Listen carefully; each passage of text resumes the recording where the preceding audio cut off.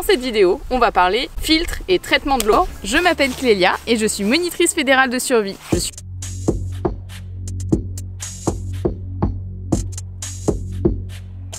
Tu seras d'accord avec moi, l'eau, c'est primordial. Et selon la règle des 3 de Ron Wood, tu peux pas survivre plus de 3 jours sans une goutte d'eau. Avant qu'on passe à la pratique, il faut que je te livre 2-3 informations très importantes. On va faire un peu de théorie, alors viens avec moi.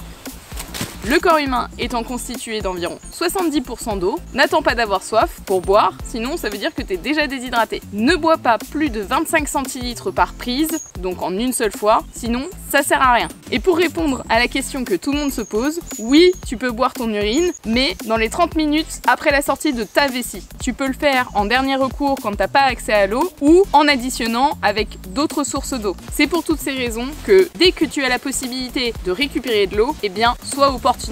Si la question de l'eau t'intéresse vraiment beaucoup, alors je t'encourage fortement à lire Naufragés volontaires de Alain Bombard. Tu veux savoir si l'eau de pluie elle est consommable? Alors oui, elle est consommable, mais n'oublie pas qu'il lui manque des sels minéraux, donc il faut que tu viennes lui en rajouter. Allez, on passe à la suite. Je ne parlerai pas de l'eau de mer car c'est un cas bien particulier. Par contre, toute l'eau douce que tu peux récupérer sur la planète, mare, étangs, rivières, etc., il y a 2 problématiques à prendre en compte. Première problématique, ça va être tous les pathogènes chimiques. Deuxième problématique, ça va être tous les pathogènes organiques. Dans un premier temps, je vais te montrer comment on se débarrasse des pathogènes chimiques.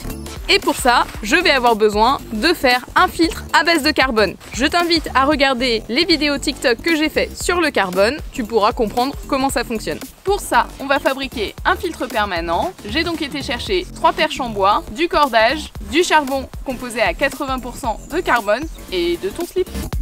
Blague à part, j'ai découpé dans du tissu un triangle équilatéral sur lequel je vais venir attacher mon cordage. Aux 3 coins, j'en ai fait un.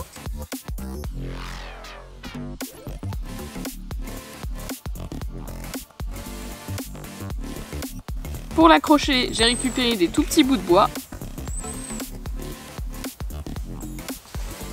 Et autour de mes petits bouts de bois, je viens faire un nœud sibérien. Si tu connais pas le nœud sibérien, je t'invite à regarder mes autres vidéos aussi que j'ai fait sur les nœuds.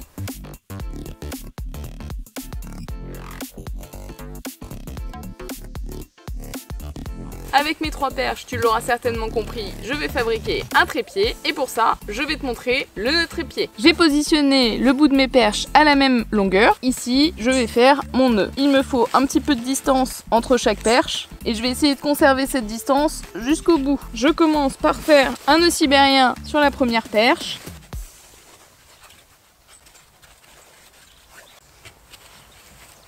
Et ensuite, je vais passer une fois par-dessus celui du milieu, par en dessous l'autre, et comme ça, en 8. Plusieurs fois.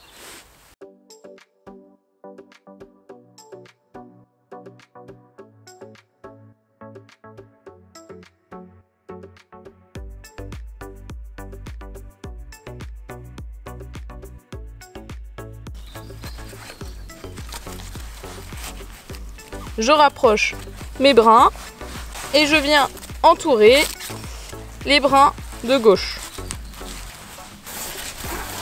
Une fois, 2 fois. Le but, ça va être de prendre la perche du milieu et de lui faire plusieurs tours afin que l'ensemble puisse se serrer et que ça tienne.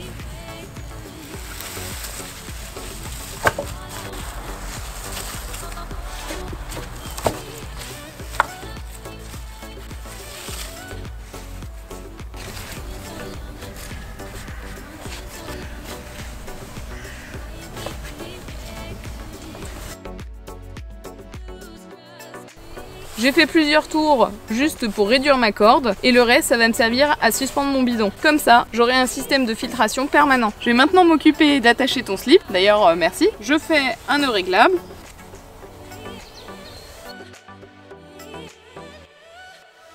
J'ai réglé pour avoir une bonne tension. Je commence à imbiber le tissu pour qu'il y ait une meilleure capillarité. Je casse des petits bouts sans que ce soit du sable pour augmenter la surface de contact avec l'eau.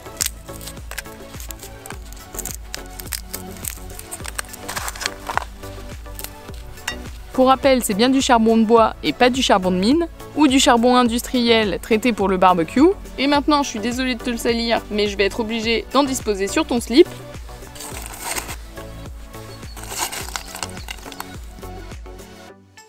J'attache mon bidon.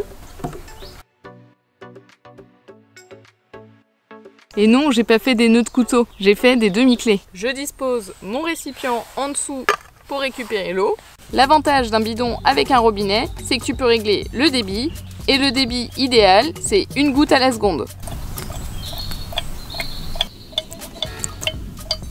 Je te rappelle qu'on traite uniquement les pathogènes chimiques et une toute petite partie des pathogènes organiques. Pour les pathogènes organiques, il existe plusieurs méthodes de traitement et je referai une vidéo spécialement dessus. Tu veux que je t'en parle de mon filtre ? C'est un filtre à gravité que j'ai fabriqué moi-même avec 2 couscoussières, un robinet et 2 filtres à l'intérieur. Si tu veux en savoir plus, j'ai fait un réel sur le sujet sur Instagram. Sur ce type de filtre de survie, tu peux rajouter des étages, notamment avec de l'asphène et ou du sable, mais sache que l'asphène et le sable vont juste te permettre de filtrer les sédiments qui sont dans l'eau. J'espère que cette vidéo t'a plu. Tu l'auras compris, le sujet est très large de l'eau, on pourrait en parler pendant des heures. Si ça t'intéresse, n'hésite pas à me le mettre en commentaire et je ferai une vidéo plus profonde sur le sujet.